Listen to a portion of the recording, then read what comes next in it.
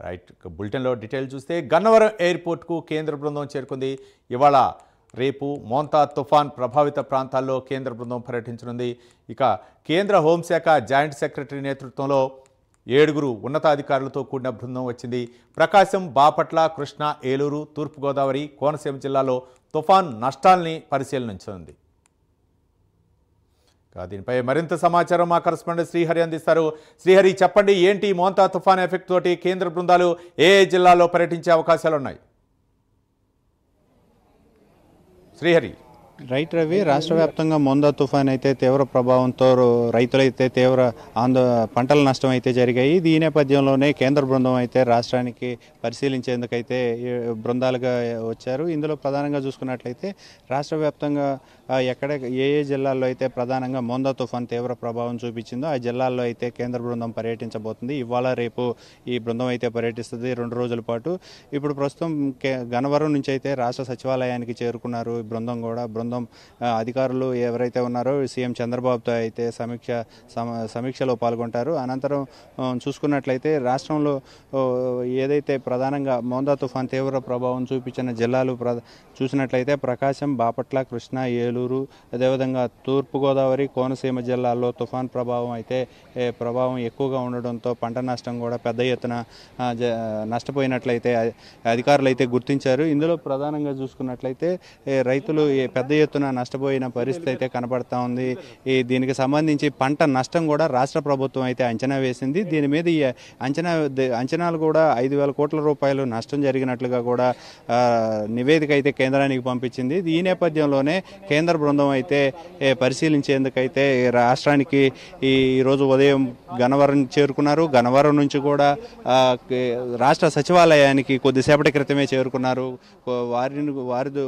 వారితో సీఎం చంద్రబాబు కూడా వారితో సమీక్ష అయితే చేపడతారు. రాష్ట్రంలో ఎక్కడెక్కడ ప్రధానంగా పెద్ద ఎత్తున నష్టపోయారు అనే దానిపైన కూడా అధికారులు రాష్ట్ర ప్రభుత్వ అధికారులతో పాటు అదేవిధంగా కేంద్రం నుంచి వచ్చిన బృందాలు ఏవైతే ఉన్నాయో ఇవి క్షేత్రస్థాయిలో పర్యటిస్తూ ఎప్పటికప్పుడు జరిగిన పంట తీవ్రత నష్టం ఏ మేర జరిగిందనే దానిపై అయితే సమీక్ష చేపడతారు. ఈ సమీక్షలో దానికి సంబంధించిన నివేదిక ఏదైతే ఉందో ఆ నివేదికను కూడా మళ్ళీ కేంద్రానికి ఇటు కేంద్ర బృందం కూడా సమర్పించే చర్యలు అయితే జరగబోతున్నాయి. రవి. శ్రీహరి, మొత్తానికి 2 బృందాలు అయితే రాష్ట్రంలో పర్యటిస్తున్నాయి. మొదటి బృందం ఎక్కడ పర్యటిస్తుంది, ఇక రెండో బృందం ఎక్కడ పర్యటించే అవకాశాలు ఉన్నాయి అనుకోవచ్చు. మొత్తానికి పంట నష్టం వివరాలను అయితే మాత్రం, అలాగే ఏవైతే పంటలు దెబ్బతిన్నాయో వాటిపై అయితే మాత్రం పూర్తి వివరణ ఈరోజు రాష్ట్ర ప్రభుత్వ అధికారులు కేంద్ర బృందానికి వివరించే అవకాశాలు ఉన్నాయి అనుకోవచ్చా శ్రీహరి?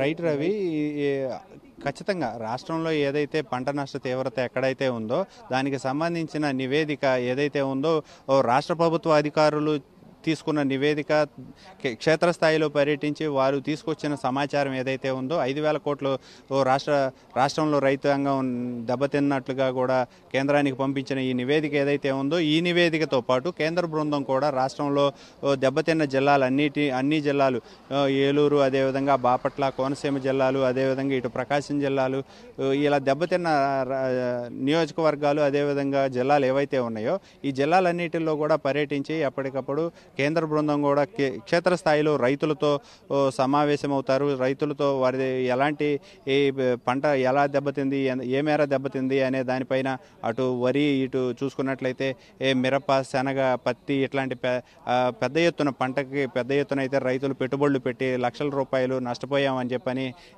ఇప్పటికే రైతులు పెద్ద ఎత్తున ఆందోళన చెందుతున్న పరిస్థితి. దీనికి సంబంధించి కూడా క్షేత్రస్థాయిలో అయితే అధికారులు సమాచారాన్ని సేకరించి అటు కేంద్రానికి అయితే పంపించే అవకాశం కనబడుతుంది. రవి.